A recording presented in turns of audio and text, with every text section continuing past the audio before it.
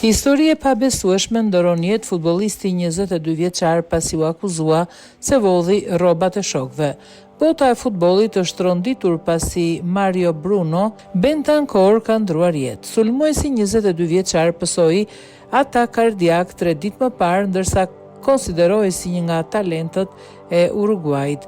Vetëm disa ditë më parë, ai u përpoq të vazhdonte karrierën në Argjentinë. Çudia e madhe qëndron se nga Deportivo Riesta raportohet se u largua për shkak të një incidenti.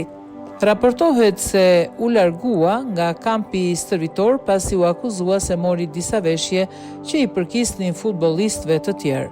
Për këtë mendohet se erdhi edhe vendimi i klubit për të mbyllur bashkëpunimin. Ndarja nga jeta erdhi pasi u kthye në Uruguay, aty ku lajmi ishte tragjik për të.